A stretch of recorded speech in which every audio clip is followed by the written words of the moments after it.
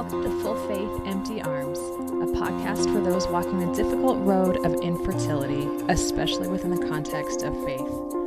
Our hope is to create a place where honest conversations can happen, where hard things can be spoken out loud, and where no one has to feel quite so alone. If you pressed play today, we know it might have taken a little bit of courage. Infertility can be deeply personal, isolating, and painful, especially within the culture of the Church of Jesus Christ of Latter-day Saints, where family is such a central part of life and identity. The idea behind Full Faith, Empty Arms is that both can exist at the same time. It's possible to love God, to have meaningful faith and hope, and still struggle, grieve, and have very real pain. There are many forms of infertility, and while this may not have been a path you chose, we're really glad you found us. We hope these conversations feel a little bit like sitting down with friends who understand. Welcome, everyone. Today, I have my friend Candace here with me. Candace and I went to the same ward when I was living in Denton, Texas. She's a Texas girl. I was there for several years, and so that's where our paths crossed. It's been many years since that period, and our lives have kind of drifted in different ways. But she's here to share her story and experiences, and hopefully something that she says or that comes up in our conversation will resonate with someone else or validate something that someone else may be going through or may help build faith in some way. We hope that the Spirit might communicate whatever is needful for you. So, Candace, you want to give us your story in a nutshell? Yeah. It's a really big nutshell. I know, I say nutshell. That's like the worst analogy for an infertility journey. So, Yeah. Um, it's really awesome. Shannon, I love that you're doing this. It's something that I've actually been thinking a lot about over the last several months, and I've had people come to me and tell me that my story has inspired them in some way. And so when I saw your post, it really just it clicked and it hit that I needed to have a conversation with you, and not just for others, but for me. Um, because I know, like, as I tell my story and as I share it, the confirmation, the Spirit confirms to me like what's happening and why it's happening. And um I actually have had just a lot of revelation and confirmation just this past week since deciding to do this. So that's been a huge blessing for me already. And interestingly enough, I mean, my whole life has basically been a series of trust exercises with God. I guess that's the best way to put it. I've had multiple things happen that, something, a big trial and then a huge blessing, and just over and over and over that has helped me to where I'm at now. But it's interesting that really my whole life I have kind of expected that I would have trouble with fertility. I've been heavy and overweight my whole life. I think by the time I was 20, I wasn't having regular periods, regular cycles. When I went on my mission, my periods kind of stopped, or I was having them like maybe once every 4 to 6 months. And I remember my mission president's wife saying, that's normal. We think of that as a blessing. It was in Las Vegas. I was extremely hot. Like, it was just really hard. And she's like, let's look at that as a blessing for right now, that you don't have to deal with it every month. And I'm like, okay. was she Um, explaining it like it was because of like the stress of a mission? yes, that through with stress plus heat plus, whatever it might be. And I said, okay, okay.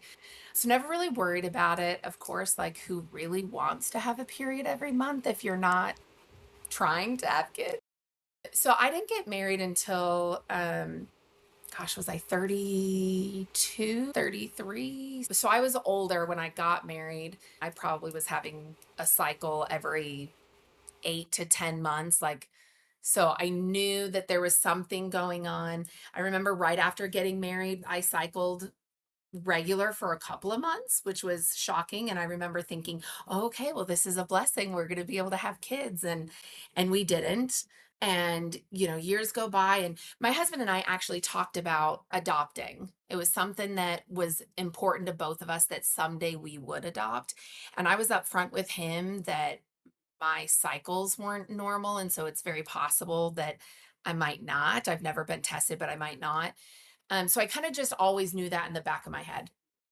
And 4 years ago, so let's see, we've been married 11 years now. So exactly 4 years ago, I got a really great job, way better, making double what I made previously as an HR manager. I was getting a job to work for Chevron for the oil field, which always pays higher. And I moved out to Midland, Texas for this job. My husband, thank goodness, could get a remote position, so it was easy for him to come. We came out here like as soon as we had this money coming in, we had bonuses and all this stuff going. I said, you know what? Let's really look into this fertility issue. Let's now that we have good insurance, we got good money, we can pay the out-of-pocket stuff.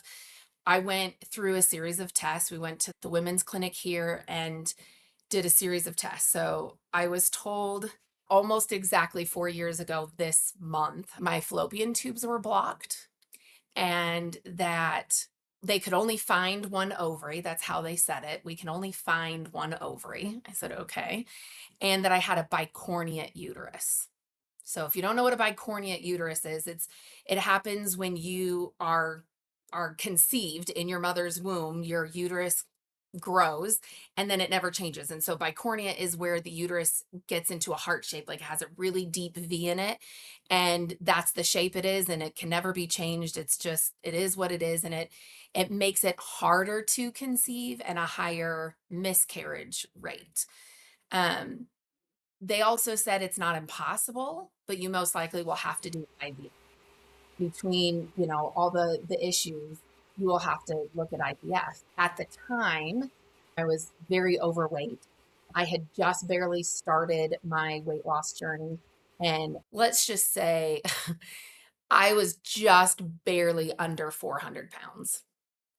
And so when I went to the IVF clinic, they basically said, we can't do anything. You're over a 40 BMI. There's nothing we can do. It's too risky. It's too hard. We're not going to do it. So having all of that come down on me was extremely devastating. But at the same time, in the back of my head, I kind of thought, well, I knew that was going to be a possibility.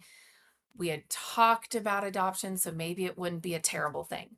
Well, simultaneously, at the same time this is happening, I actually, like right before, as I was going through all the testing, I broke my ankle. I slipped and fell in the shower, broke my ankle. It was pretty bad. I had to get a port put in and get daily IV fluids at home.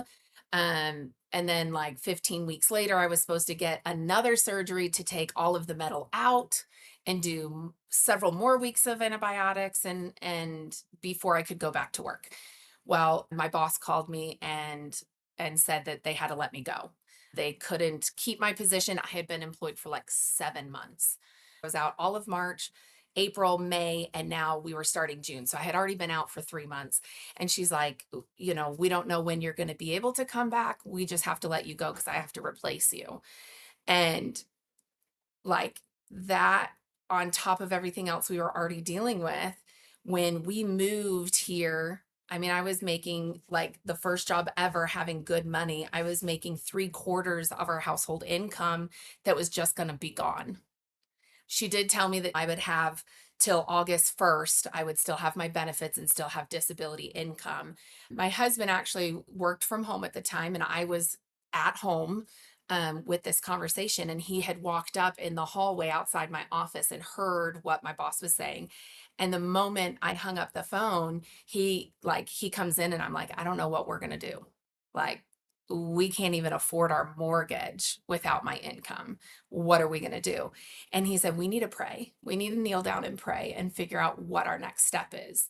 So we went into our bedroom and knelt and prayed. And he said the prayer because I'm crying. Like, this is the best job I've ever had. I've never lost a job like this before, ever.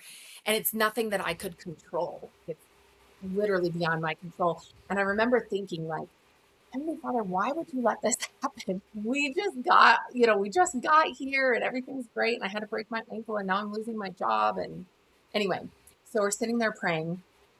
And during that prayer, like immediately, it's really hard to explain. Everybody explains it a little bit different, but it literally was a voice that told me, you need to do foster care.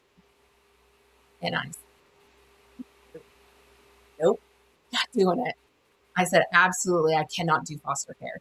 We had talked about foster care because we had talked about how we would adopt if we were going to.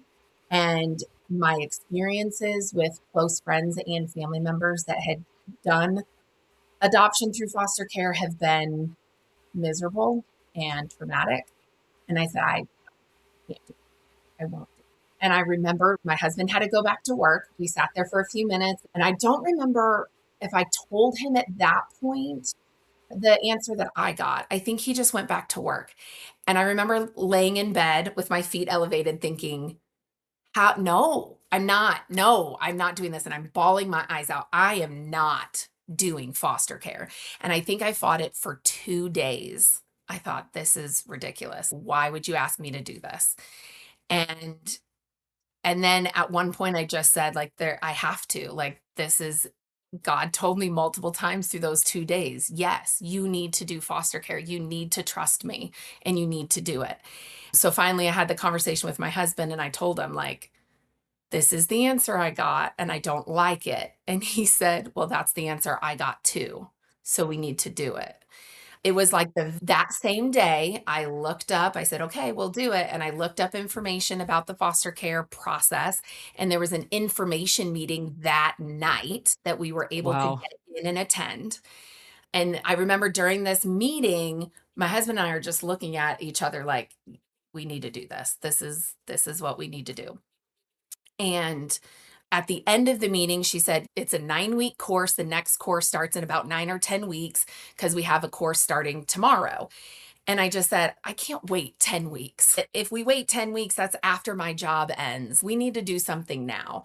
And so we talked to the lady after and just said, hey, is there some way to get into the course that starts tomorrow? And she said, well, we don't normally do that because we have to do your background and we have to have you fill out paperwork. After a little bit of begging, she said, I'm not going to turn anybody away who's excited and ready. So they did our background, got it back immediately, and we were able to start the 9-week foster care course that next day. So there was an information meeting. I was able to get into that, and they started a 9-week foster care course that you have to take before you can get licensed. And we were able to get into that the next day. So by, June 6th, I lost my job. By June 9th, we started this foster care course.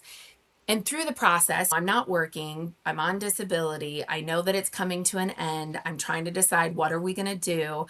I had a conversation with my neighbor who, by the way, I'm like blessed with the best neighbor in the world. And if she ever listens to this, I hope she hears me say like how amazing she is, because she really is amazing.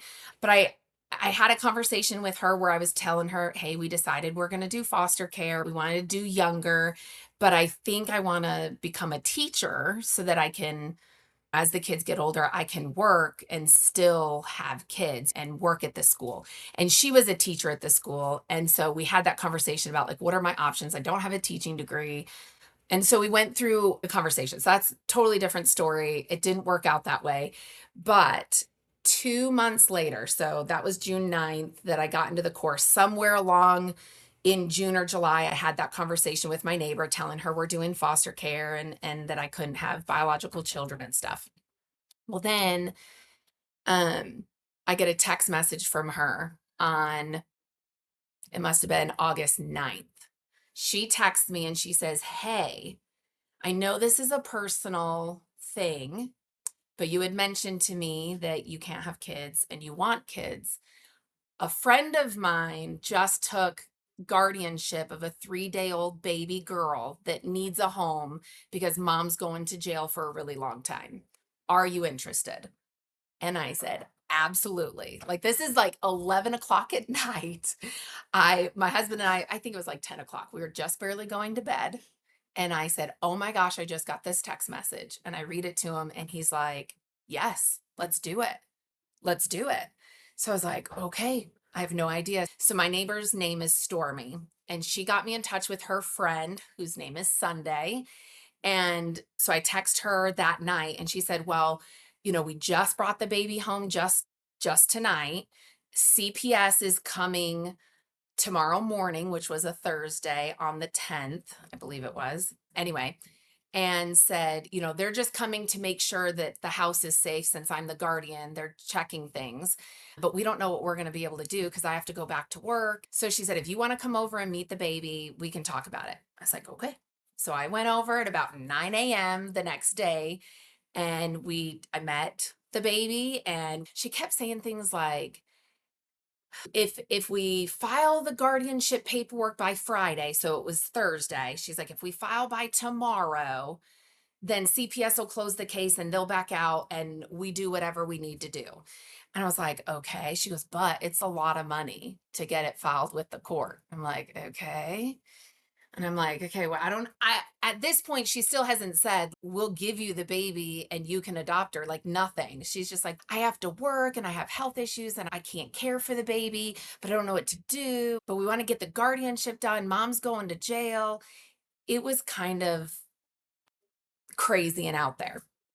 Long story, we were told an attorney that we should look into that I had already met a couple weeks previous doing something completely different.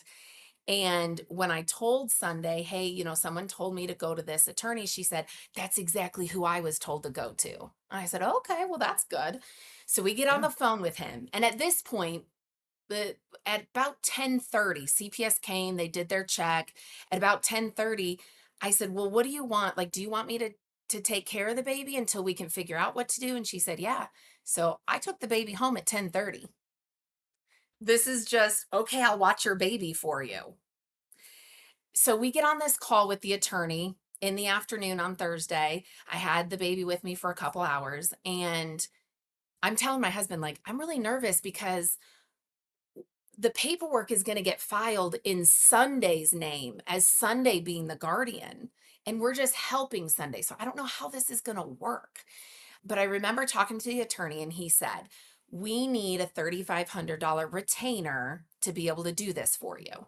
And my first immediate thought was, oh my gosh, I just sold my horse on Monday for $3,500. It's the only way we had money sitting in the bank, right? I have no more paychecks coming in. Life is like super, super tight, but I have 3,500 sitting in the bank because I just sold my horse. Oh, wow. Huge, like, miracle sign right there that the Lord's like, I'm taking care of you. You got to do this. And I said, okay, well, at least I can do the 3,500 now. And still in the back of my head, I'm like, I don't know if we should do this. We don't know Sunday. We don't know this lady. And I'm sitting here going, like, how do we know that we can even trust this total stranger? Well, this had only been 4 or 5 hours. My husband and I are crazy, so don't judge me. We had already picked a baby name. If we got to adopt this little girl, we had picked a baby name. And we were going to name, it was a family name. We were going to name her Marietta Laureen, and that was going to be her name. During this conversation with the attorney, I'm seriously sweating bullets. I'm super nervous. I have no idea what we're going to do. And he asked, what's the name on the baby's birth certificate? And at this point, I didn't even know. They were calling her baby girl. This baby girl needs a family. She needs a good home, blah, blah, blah. And I had no idea. We had picked a name because as far as I knew, she didn't have a name. And when Sunday told the lawyer the baby's name, it was Peyton Laureen. The middle name Laureen spelled exactly the same as we picked. And it was my Oh aunt's my middle name. goodness. And that's not a common name that Yeah. that you would hear. And so immediately just chills all over. And I said, okay, Heavenly Father, I trust you. I trust that this is what we're doing. Okay. So from that point on, she has been in our life ever since. Here we are 4 years later. She's turning 4 in 2 months. We changed her name. We didn't go with the original name we picked, but that's my girl, Leanne.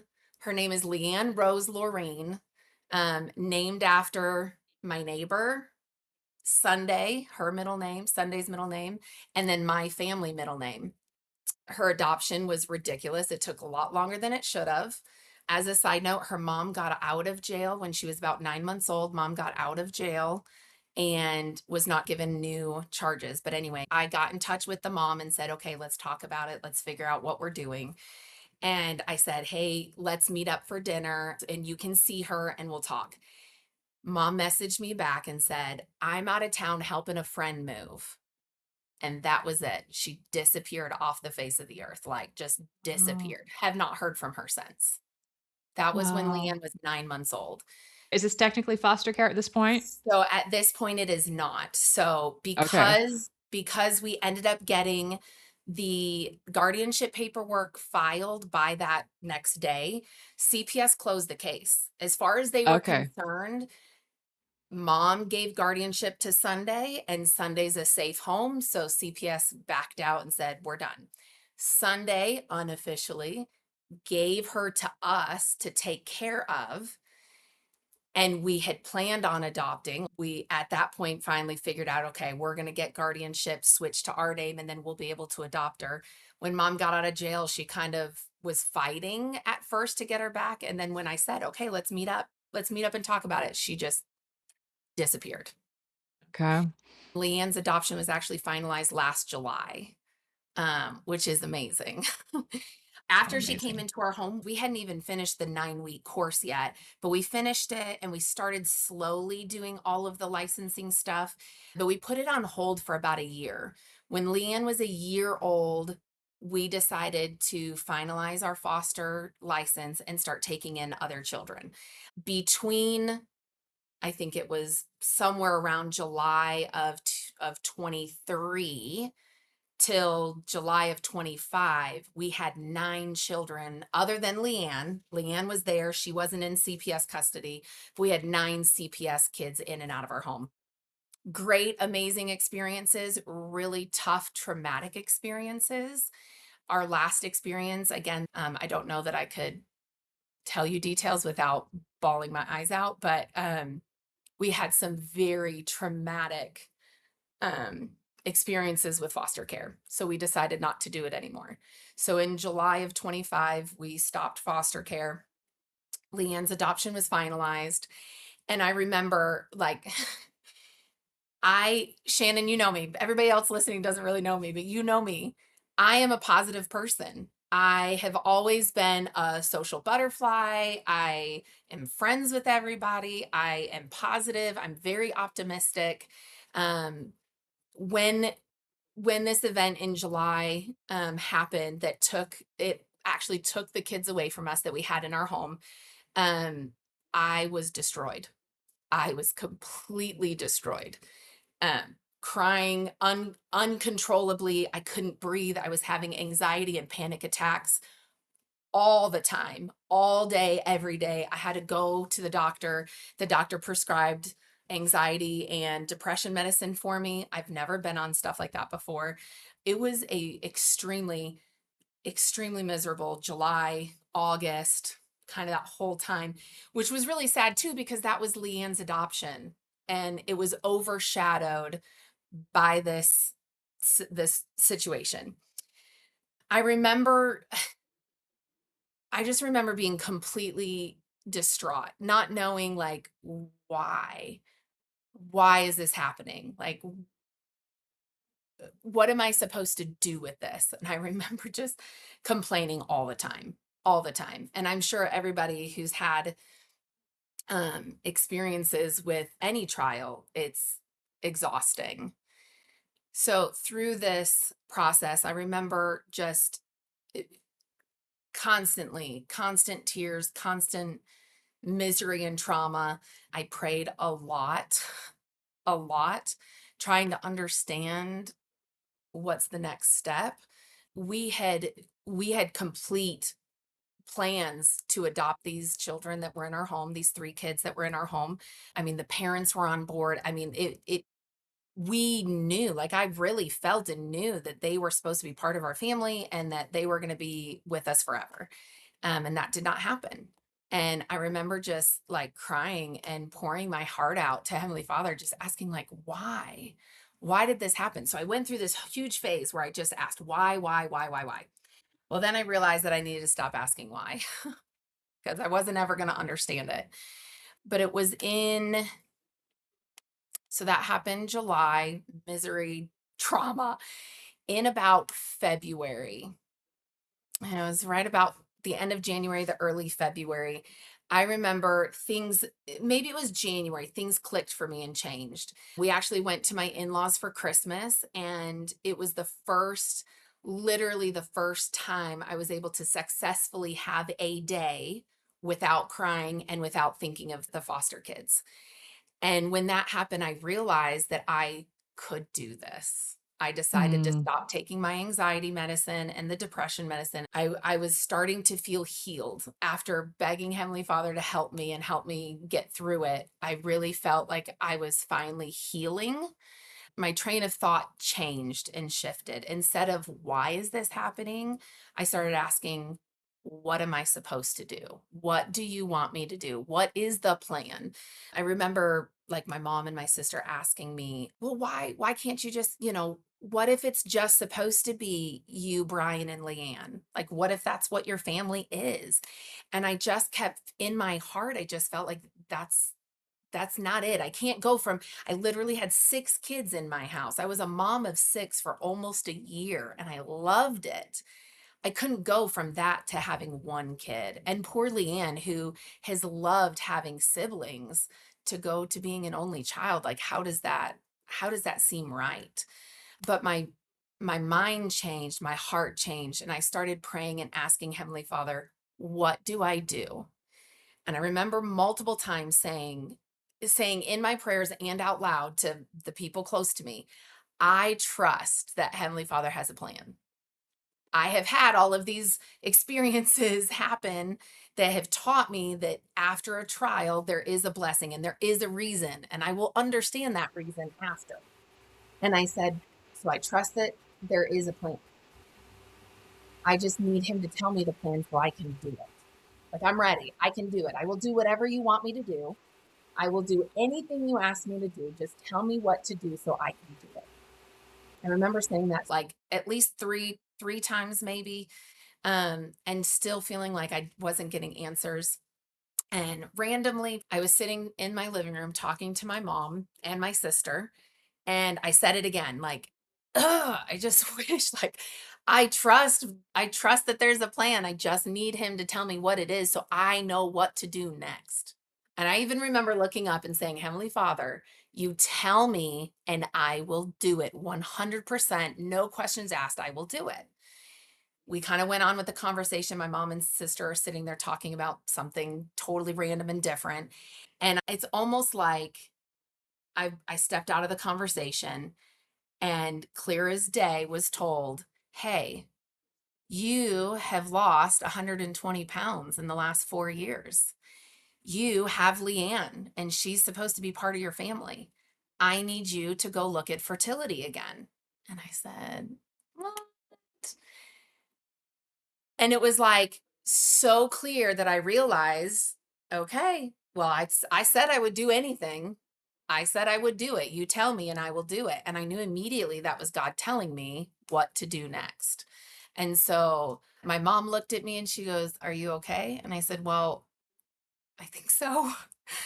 And so I told them what happened and I just said like that's it. That's what we got to do. So I made a few phone calls. I got back to the IVF clinic that I was referred to 4 years prior. And I said, I don't know. I've lost weight. So maybe IVF is an option now. I didn't mention, but we even considered surrogacy during this portion. I was like, if I need to find a surrogate because I can't do it, we looked into that, which is a whole nother amazing situation, by the way, that Mm. it's hard and not talked about a lot within the church, but I think that's definitely, if somebody has a story to share, that would be an amazing one to have. Absolutely. But so I made appointments. The IVF guy was like, "Yeah, let's bring you in." I told him that fallopian tubes are blocked, only one ovary. I've got a bicornuate uterus. He's like, "Okay, let's bring you in and do all the tests." So we went in and did all the tests. Not fun, miserable tests, miserable tests. But immediately, like the first thing was, "Oh, no, you have 2 really good ovaries." And they got great follicles, so you probably have a good egg count, but we're going to do a test. And so that looks good. Same day they did an HSG and he said, no, your fallopian tubes are great. There's not a problem. Your fallopian tubes are not blocked. was like, okay. And then he was looking at my uterus and he said, this is not bicornuate. He said, this is a septate uterus. And I said, what does that mean? And he said, the difference is with bicornuate, the outside shell is misshapen and you can't ever change that. With a septate uterus, you have a septum or a tissue that has grown on the inside of your uterus that has separated it into two horns or into a heart shape. He said, but that's easy. We can fix that. We can just remove that tissue and your uterus will be the same as everybody else's. That's not a problem. And I was like, what? He's like, it's really hard to tell.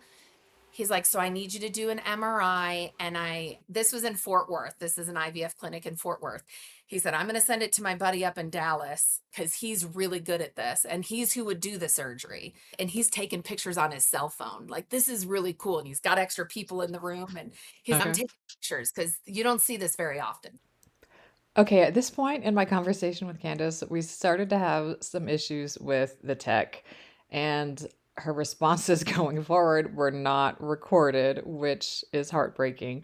It's the first time this has happened since starting this, so we didn't have a backup going, and I didn't realize that was the case until I got to this editing process and see that none of her answers are there. So, with Candace's permission, because it's just hard to coordinate schedules and logistics more than once, I'm just going to summarize a little bit of how the rest of the episode went. Candace had gone back to the IVF clinic and they were telling her that what they thought was the problem years earlier was not actually accurate. She had lost all this weight, and the doctor was saying this is actually a fairly easy thing to fix.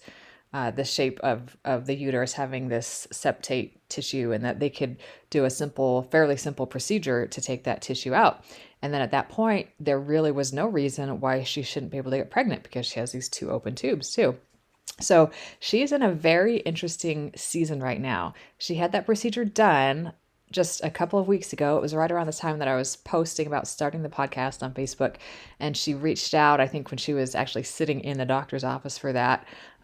So she had that procedure done. And she also talked about how she's been very intentional about having faith and choosing to believe that this is going to work. She's had some really strong spiritual nudges. And I hope I'm describing this right. I hate that I don't have her words here, but she's had these really compelling feelings that have told her that this is going to happen and it's going to happen soon. And she's choosing to focus on that and not minimize it or downplay it or say, well, okay, but if it doesn't, I'm not going to get my hopes up, because I think that's what so many of us do after years and years of disappointment. You don't want to get your hopes up. But as of the time that Candace and I recorded that, her hopes were very high. She was very excited, and it was really kind of a fun conversation as we wrapped up because she was anticipating that things might be really different in a few months. So we talked about having a follow-up episode, but it was really an interesting place for her to be sharing from because she did not have any announcements as of our conversation as far as being pregnant. But she had more doctors saying she should be able to get pregnant now, that all of these issues have been resolved. And she's had these really strong spiritual promptings telling her that this was going to happen. So she's in a very interesting time right now. I can't wait to have her back on at some point soon. I don't know if it'll be a few weeks, a few months down the road, but sometime soon we hope to have Candace back on and she can tell us the rest of her story from where we left off and maybe correct anything that I didn't get right. So I hope you'll come back on and catch the rest of her story. But it's interesting because I think there are times when it is good and helpful for us to believe strongly that a certain outcome is going to happen and to do everything we can and also trust in the Lord and exercise our faith for a certain outcome. I do think there are times when that's what the Lord wants us to do. But as many of us know who go through infertility, that can get really hard and exhausting when you do that over and over and the outcome never comes. I mean, that's one of the most brutal aspects of it. So I just appreciated her reminding me that there are times when it is okay and good and right and what the Lord wants for us to have and exercise that faith, to trust in his promises in the here and now, not just in the eternities, but that to believe that miracles are going to happen in our lives here on earth. Of course, they may not happen, they will not happen the same way for all of us, but miracles do happen. And I believe they are available for all of us. For some, the miracle may be a pregnancy in your 40s. For some, the miracle may be coming to an increased measure of peace and understanding and comfort with the Lord's plan for you, whatever that is. Miracles look different for all of us. The Lord working in our lives looks different for all of us. So I can't wait to see what the next season is for Candace. But with that, I will share our closing quote from President Uchtdorf. Never stop hoping for all of the righteous desires of your heart, but don't close your eyes and hearts to the simple and elegant beauties of each day's ordinary moments that make up a rich, well-lived life. Thank you so much for listening today. We know we are not professionals and there's probably some sound issues that need to be improved, so we appreciate your patience as we get better with all of this. We also want to invite anyone who would like to share their story to reach out to us. We have a Facebook group called Full Faith Empty Arms, LDS Infertility, that we are trying to get started and grow. We're also on Instagram, Full Faith Empty Arms. So feel free to reach out to us through either of those channels. And please go on and find those pages and help us gain a little bit of momentum there so that more people will see some resources out there for support. Because there are probably a lot of people who can relate to your unique struggle. We just have to connect. Thanks so much.